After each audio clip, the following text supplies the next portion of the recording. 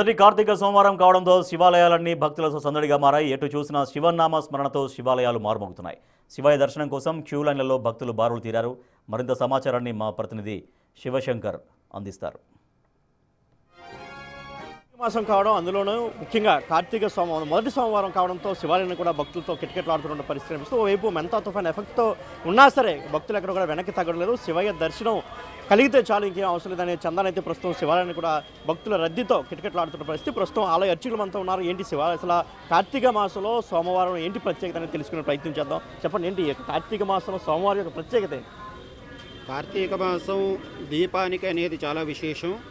ఎందుకంటే ఆకాశదీపం అనేది మనం వెలిగిస్తుంటాం కార్తీక మాసం ప్రారంభం నుండి. ఈ ఆకాశదీపం పెట్టడం వల్ల మనకు వచ్చే ఫలితం ఏంటంటే, అది కేశవుడు అనేవాడు తీసుకుంటూ ఉంటాడు. అంటే ఆకాశ మార్గంలో వెలిగించే దీపం ఈ మాసం అనేది దామోదరుడికి కార్తీక దామోదర అనేసి ప్రత్యేకం.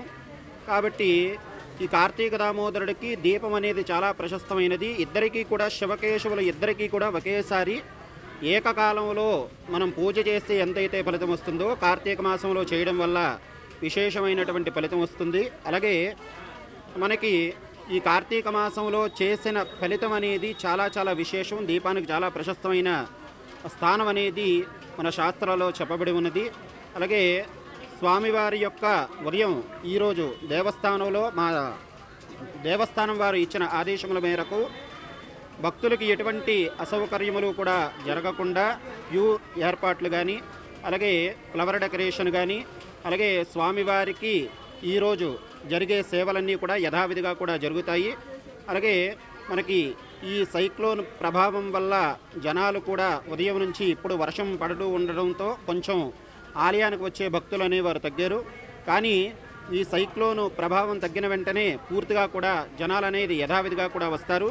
ఈరోజు సాయంత్రం రాత్రి 8 గంటలకు స్వామివారికి పంచహారతి కార్యక్రమం అనేది ఉంటుంది. అలాగే చిన్నపిల్లలకు ఎవరికీ కూడా ఇబ్బంది లేకుండా, ఏ లోటుపాట్లు కూడా లేకుండా శుభ్రంగా ఆలయం మొత్తం కూడా ఏర్పాటు చేయడం జరిగినది. యథావిధిగా కూడా భక్తుల సహాయ సహకారములతో మొన్నటి వరకు కూడా ఆలయం అనేది కొంచెం షెడ్డు కట్ట ఇవనేవి చాలా దుర్భిక్షంగా ఉండేవి. దానివల్ల దేవస్థానం వారి చొరవతో, అలాగే కమిటీ వారు యొక్క ప్రోత్సాహంతో ఈ కొత్త షెడ్డు నిర్మాణం అనేది జరిగింది. ఈ షెడ్డు నిర్మాణం వల్లే ఈరోజు ఎంత వర్షం వచ్చినా భక్తులు ఈ ఆలయంలో కొంతసేపటి వరకైనా ఉండగలిచారు. ఇలాగా ప్రతి ఒక్క కార్యక్రమంలో మాకు ఇక్కడ దగ్గర ఉన్న వాళ్ళందరూ కూడా భక్తులు అందరూ కూడా పాల్గొని స్వామివారి యొక్క సేవలో అందరూ కూడా తరించి ఈ కార్తీక మాసంలో స్వామివారు ఇచ్చే అనుగ్రహాన్ని అందరికీ కూడా కలిగి అందరూ కూడా సుఖ సంతోషాదులతో ఉండాలని మరీ కోరుచున్నాం. ముఖ్యంగా కార్తీక మాసంలో నదీ స్నానాలు చేస్తారు, వేకుజామునే చెరువు స్నానాలు చేస్తారు, నదుల్లో దీపాలు వదులుతుంటారు. సో దాని యొక్క ప్రతిఫలం ఏంటి అసలు?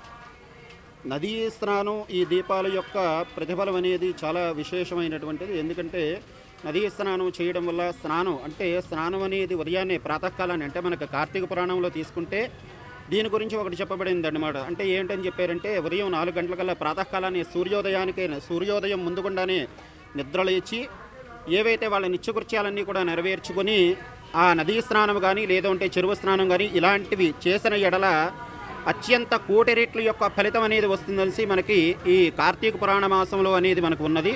కాబట్టి ఈ నదీ స్నానాలు అనేవి చేయడం మనకు ఆనవాయితీగా వస్తున్నది. అలాగే మనకి ఈ దీపాలు వదలడం అనేది మనకు పూలపాడ్యం నాడు వదులుతారు. ఈ పూలపాడ్యం నాడు వదలగానే పోలి స్వర్గానికి చేరుతుంది. ఆ స్వర్గానికి చేరిన ప్రతిఫలాన్ని పొందడానికని మనం ఈ దీపాలు అనేవి వదులుతూ వస్తూ ఉంటాం. సో మీరు చెప్పండి, భక్తులకి ఎటువంటి ఇబ్బంది లేకుండా ఎలాంటి ఏర్పాట్లు చేశారు? గుడ్ మార్నింగ్ అండి. ఓం నమ శివాయ.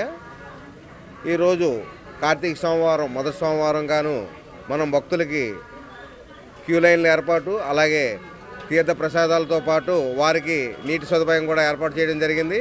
అలాగే చల్లగా ఉన్న కారణం చేత టెంట్లు వేయలేదండి, మిగతా లేకపోతే వేసి ఉండేవారు. అది కూడా యాక్చువల్లీ మనం ప్రతి సంవత్సరంలాగే ఈ సంవత్సరం కూడా అన్ని సదుపాయాలు కల్పించామన్న భక్తులకు ఎటువంటి ఇబ్బంది లేకుండా.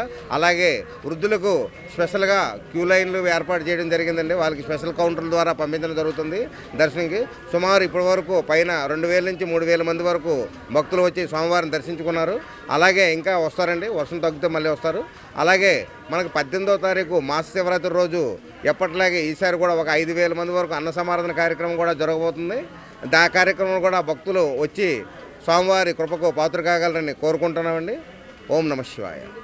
సో ఇది కార్తీక మాసం విశిష్టత. అదేవిధంగా శివాలయాల్లో అన్ని ఏర్పాట్లు కూడా చేశారు, భక్తులకు ఎటువంటి ఇబ్బంది లేకుండా, అది ముఖ్యంగా వృద్ధులు కావచ్చు, మహిళలకు ఎటువంటి ఇబ్బంది లేకుండా అన్ని ఏర్పాట్లు కూడా చేశామని ఆలయ అధికారులు కూడా మనతో చెప్తున్నారు.